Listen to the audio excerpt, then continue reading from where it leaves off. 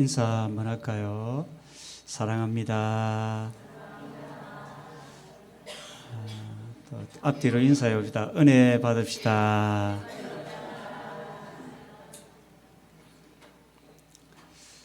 어느 초등학교에서 이제 시험을 치는데 우리 담임 선생님이 시험 감독을 하게 되었습니다. 이리저리 보는데 한 학생이 답안지에 답을 적더니 하얀 화이트로 지우는 겁니다. 그리고는 그 위에 뭔가를 적는 겁니다. 선생님이 이상하다 생각은 했지만 대수롭지 않게 생각하고 시험을 잘 마쳤습니다. 교무실에 가서 선생님이 이제 답안지를 채점하는데 그 학생의 답안지를 보게 된 겁니다. 그 아이가 하얀 화이트에 뭘 적었을까 보니까 이런 글귀가 지어 있는 겁니다. 동전으로 긁어보세요.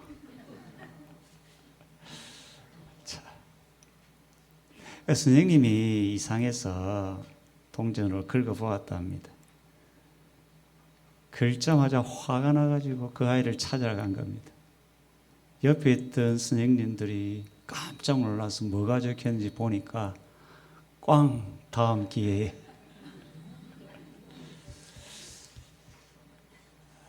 참 제가 서두에 이런 이야기를 하는 이유는 참 우리 인생은 성공적인 인생을 살고 싶은데 때로는 원치 않게 꽝 같은 인생을 살 때가 있다는 겁니다. 우리는 행복한 삶을 살고 싶은데 원치 않는 불행, 원치 않는 절망의 순간을 우리가 경험할 때가 있다는 겁니다. 가끔 저는 산에 올라가 보면 아주 잘 뻗은 나무를 봅니다.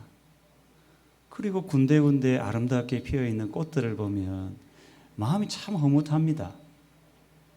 그런데 나무 중에 자라다가 말고 온 그런 나무들도 보게 되고 피다가 지버린 꽃들도 봅니다. 그런 마음이 영 서운합니다. 우리가 신앙생활을 하다 보면 사람들 중에도 아주 아름다운 멋진 삶을 살아가는 사람이 있는가 하면 정반대로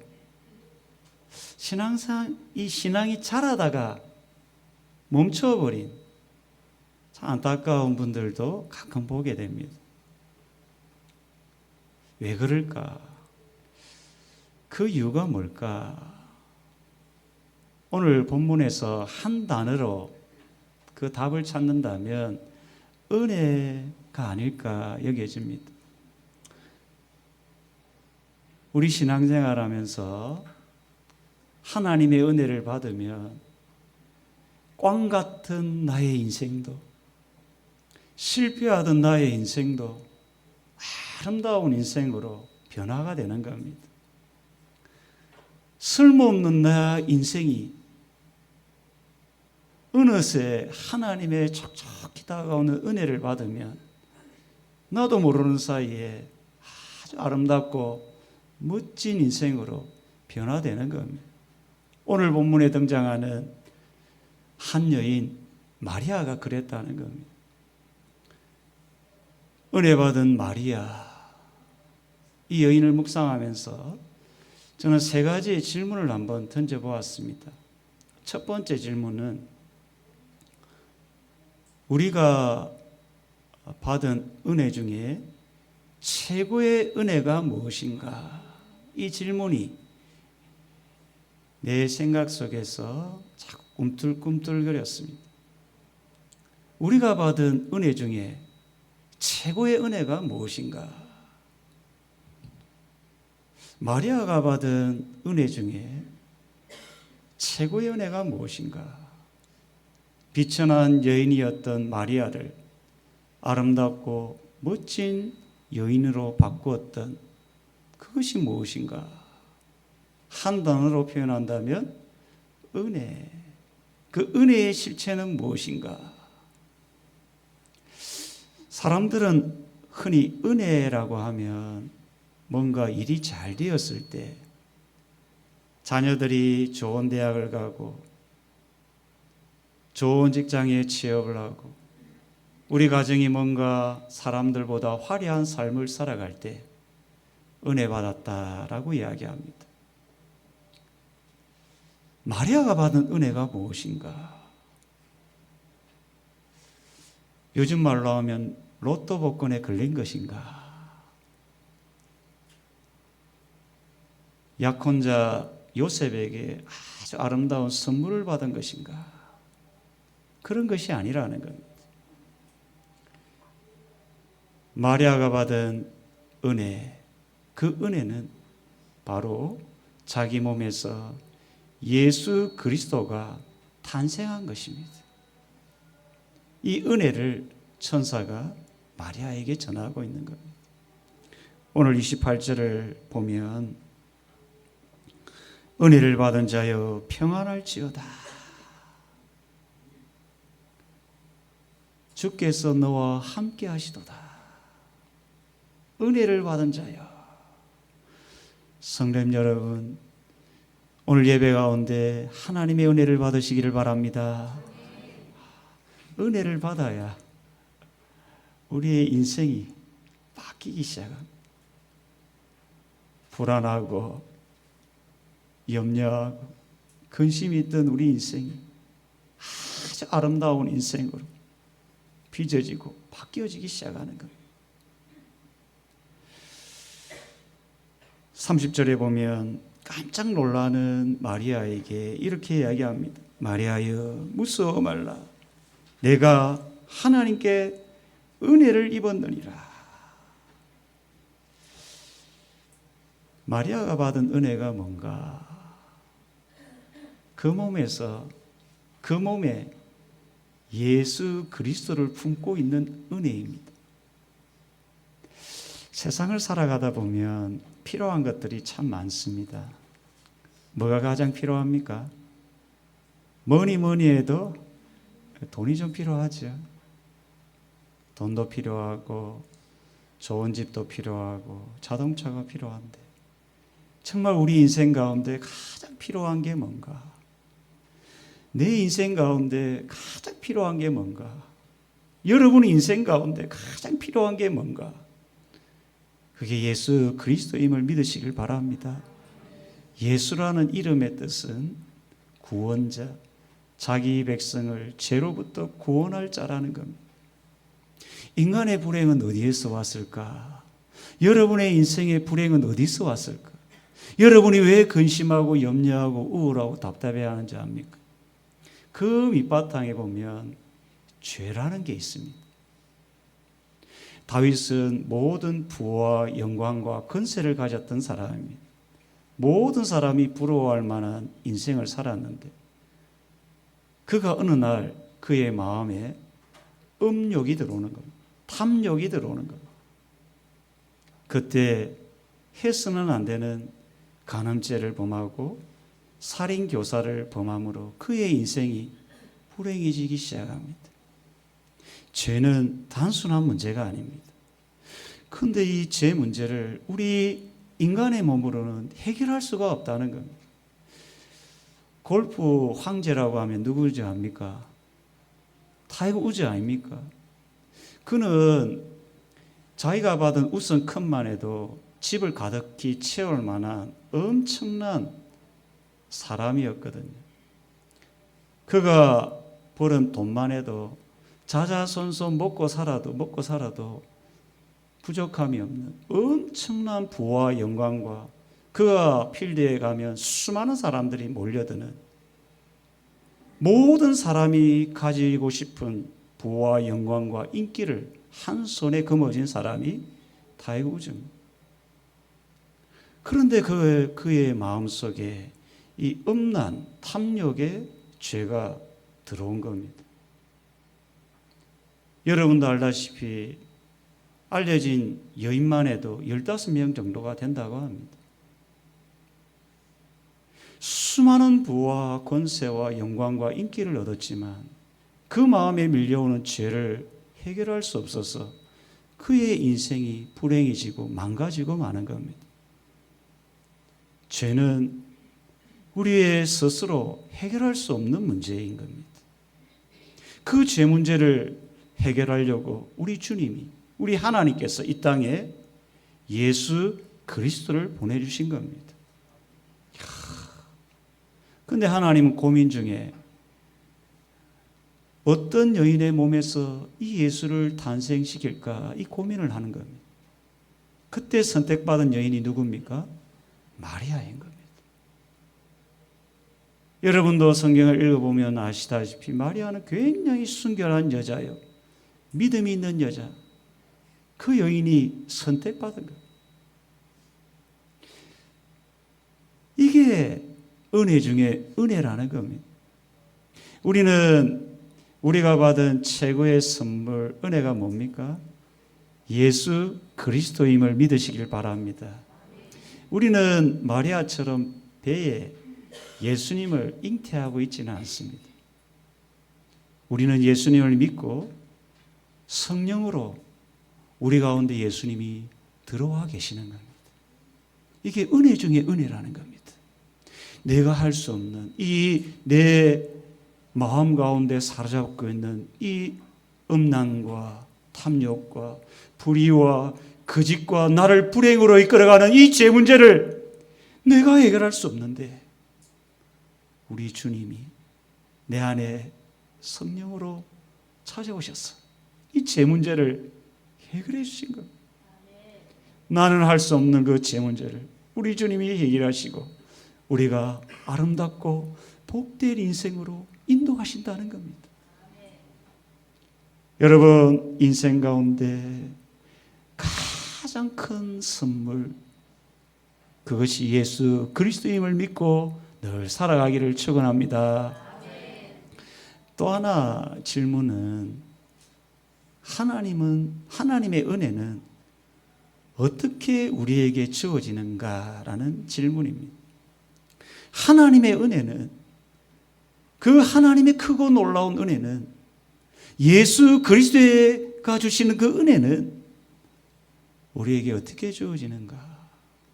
우리는 은혜를 받아야 아름답고 복된 인생을 살 수 있는데 어떻게 그 은혜를 우리 가운데 누릴 수 있는가? 마리아가 어떻게 그 은혜를 받게 되었는가? 자, 오늘 본문을 보면 34절을 안 보면 마리아가 이제 예수님을 몸에서 잉태하고 출산을 해야 되는데 문제는 뭡니까? 마리아는 남자를 알지 못하는, 남자와 동침을 해보지 못한 여자입니다. 고민이 생기는 겁니다. 어떻게 나 혼자 임신을 하고 출산할 수 있는가? 이게 고민인 겁니다. 그래서 34절에 어찌 일이 있으리이까? 어찌 내가 하나님의 은혜를 받을 수 있습니까? 이런 질문인 겁니다. 그때 말씀합니다. 우리 35절을 보면 뭐라고 합니까? 천사가 대답하되 성령이 내게 임하시고. 우리가 예수님을 나의 구원자로 우리 마음에 모실 때 우리의 인생이 아름답고 복된데 이게 내 힘으로는 안 된다는 겁니다. 나는 정말 아름답고 복된 인생을 살고 싶은데 내 안에 가득한 이 탐욕과 음란과 불의와 거짓과 이 모든 이 죄의 문제를 해결하고 싶은데 내 힘으로는 안 된다는 겁니다. 내 안에 성령이 임하시며 예수를 주로 고백하는 역사가 일어난다는 겁니다. 그리고 또 하나 이야기합니다. 지극히 높으신 이의 능력이 너를 덮으시리니. 이 표현은 창세기 1장 2절의 말씀을 약간 변형한 말씀입니다. 창세기 1장 2절에는 하나님의 영이 수면 위에 운행하시더라, 그런 표현이 나옵니다. 창세기 1장 2절에는 흑암이 아주 가득한 아무것도 없는 흑암 그 자체였는데 하나님의 영이 수면 위에 흑암이 가득한 그 천지 만물에 다 운행하시는, 이게 하나님의 영이 온 천지를 품고 있는 장면인 겁니다. 그때 빛이 있으라 어디선가 목소리가 들리는데 빛이 있으라 하심에 빛이 생기는, 아무것도 없는 겁니다. 아무것도 없는 그곳에 빛이 있으라 하심에 빛이 생겨난 겁니다. 아무것도 없는 그곳에 생명의 탄생의 역사가 일어나는 겁니다. 식물이 자라고 동물이 자라고 인간의 생명이 새롭게 태어나는 역사가 일어나는 겁니다. 처녀인 마리아의 몸에는 임신할 수 없는 상황입니다. 그런데 지극히 높으신 이의 능력이 마리아의 몸을 다 품는 순간 불가능한 현실이 가능하게 된 겁니다. 우리가 가끔 성경에 보면 사람이 이해할 수 없는 일들이 성경에 종종 일어납니다. 언제 일어나냐면 강력한 성령의 역사가 일어날 때, 강력한 성령이 그 사람을 사로잡을 때, 가끔 여러분 사도행전에 보면 베드로라는 인물이 등장합니다. 베드로는 예수님이 십자가를 질 때 두려워서 3번이나 주님을 모른다고 부인했던 사람입니다. 그런 그가 성령을 받은 겁니다. 강력한 지극히 높으신 이의 능력이 그를 품고 있었던 겁니다.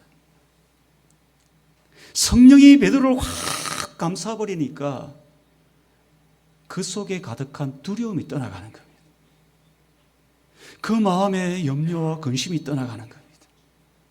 성전 미문에 앉아있던 나면서 안전뱅이를 향해서 지금까지는 할 수 없던 그 말들이 그 입에서 툭 튀어나오는 겁니다. 근거는 내게 없거니와 나사렛 예수 그리스도 이름으로 일어나 걸어가라. 이야, 지금까지는 그런 말을 할 수 있었던 사람이 아니었습니다.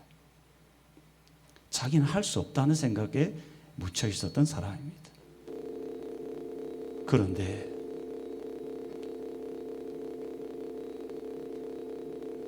주님이 강력하게 베드로를 붙잡는 순간 베드로의 인생이 바뀌어버린 겁니다. 성도님 여러분, 우리 인생이 바뀌는 것은 강력한 하나님의 임재, 성령으로 우리 인생이 변화되는 겁니다.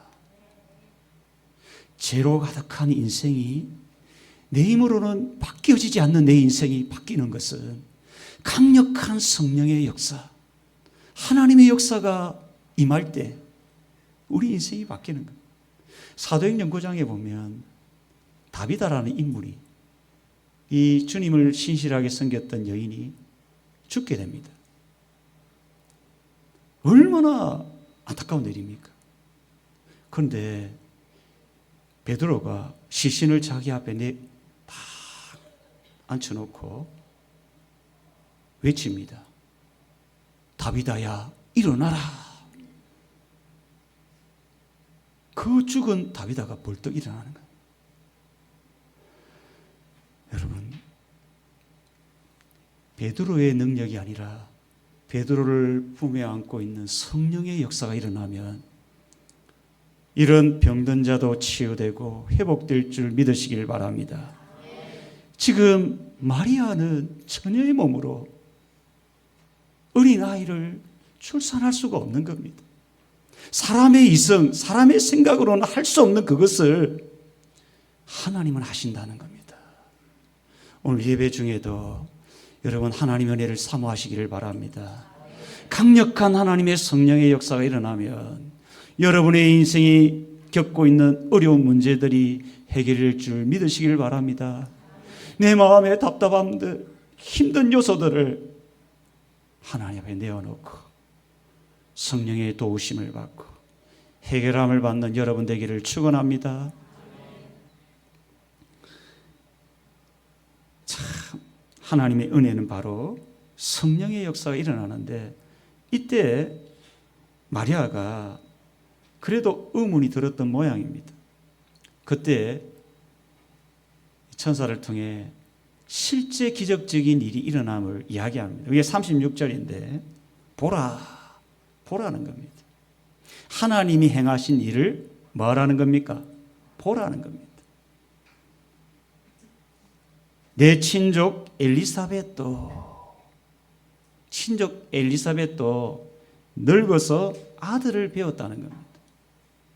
그러니까 이 엘리사벳은 임신할 수 없는 몸이었다는 겁니다. 그런데 어떻게 됐다는 겁니까? 임신을 하고 태중의 아이가 6개월이 되었다는 겁니다. 저도 신대원에 저하고 함께 공부했던 전도사님 한 분이 있는데, 결혼을 했는데 10년 이상 동안 아이를 낳지 못하는 겁니다. 전도사님인데 또 아내는 사모님인데 교회 출석하기가 얼마나 불편하겠습니까? 늘 믿음으로 살아라, 하나님 은혜 주신다, 하나님 믿고 살아라, 이렇게 외치던 분이 당장 자기 가정에는 힘든 일이 있으니까, 그래서 전국 좋다는 병원은 다 다닌 거예요, 이 전도사님이.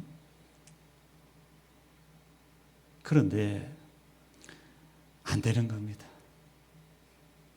그래 이제 그분하고 또 우리 신대원에 가보면 이제 3명이 같은 방을 씁니다. 그래 이제 1년, 2년을 계속 기도했습니다. 어떻게 됐을까요? 하나님 기적적으로 그 가정에 아들을 주신 겁니다. 또 그 다음에 또 아이를 주신 거예요. 참 우리가 세상을 살아가다 보면 이해할 수 없는 일들이 우리는 일어납니다. 지극히 높으신 이의 능력이 우리를 다 품으면 우리 인간으로 이해할 수 없는 일들이 여러분 일어남을 믿으시길 바랍니다. 이 천사가 이야기합니다. 대저 하나님의 모든 말씀은 37절에 보면 능하지 못하심이 없느니라. 마치 이런 겁니다. 마리아의 마음에 확신을 심도록 말씀의 도장을 꽝 찍은 겁니다. 의심하지 말라는 겁니다. 하나님이 내 문제, 내 어려움을 해결해 주겠다는 겁니다. 성도님 여러분, 오늘 예배 자리에 나오신 성도님 여러분 모두에게도 하나님의 은혜가 필요할 줄 믿습니다. 강력한 하나님의 성령이, 지극히 높으신 이의 능력이 여러분의 몸을 확 품고 여러분의 인생의 문제를 해결해 주시기를 축원합니다. 그게 질병의 문제든 가정의 문제든 여러 가지 인생의 문제든 하나님이 여러분의 인생의 문제를 해결해 주시고 은혜 부어주시기를 간절히 축원합니다. 마지막 하나 질문은, 하나님의 은혜를 받은 사람은 어떻게 살아가야 하는가? 이 질문입니다. 우리가 하나님의 은혜를 받았다면 어떻게 살아가야 하는가? 성령이 어떻게 살아가면 좋을까요? 오늘 마리아의 모습을 통해서 저는 2가지를 생각해 보았습니다. 하나는 겸손입니다. 오늘 38절을 보면 이렇게 이야기합니다. 마리아가 이르되 주의 여종이오니.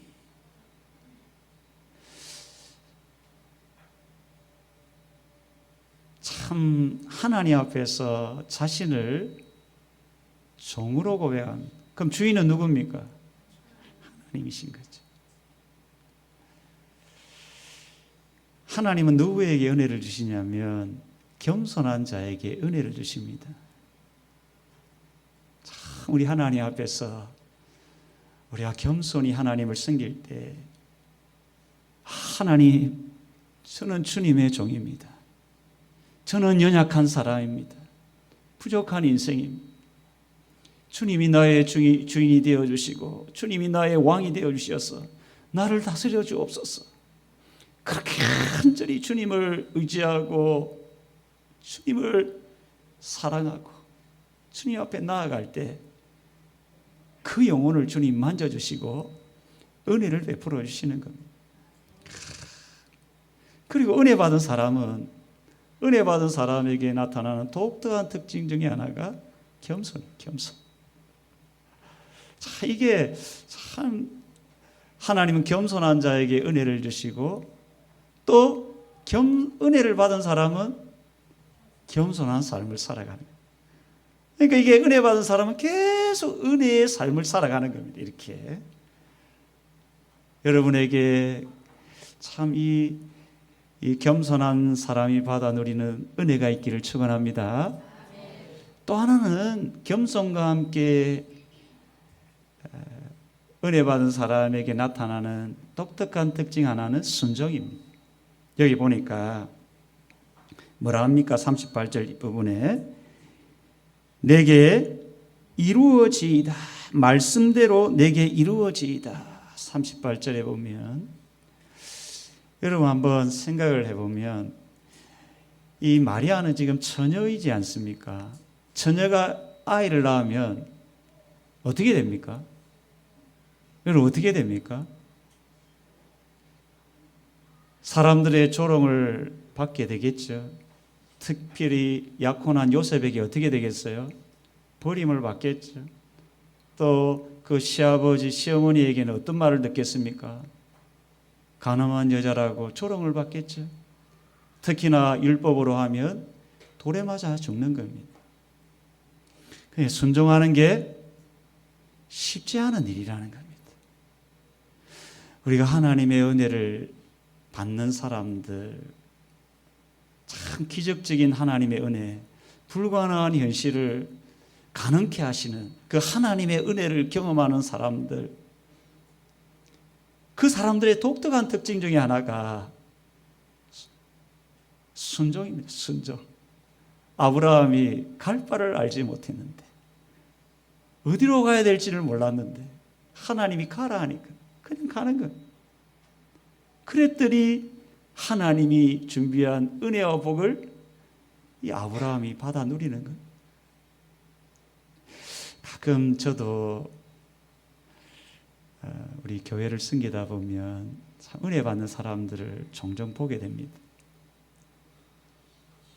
저도 지난 교회들 섬겼던 사람들을 이렇게 생각해 보면 참 하나님이 불가능한 현실을 가능케 했던 사람들 한 사람 한 사람 떠올려 보면 공통적인 특징 중에 하나가 참 그들의 마음에는 겸손한 마음이 있더라는 겁니다. 부족한 사람이 어떤 이야기를 하면 겸손히 그걸 받아들여요. 그게 저는 사람이잖아요. 사람인데 예배 속에서 그게 마치 하나님의 말씀인 것처럼 잘 받아서 자기 안에서 소화해서 그렇게 살아가는 겁니다.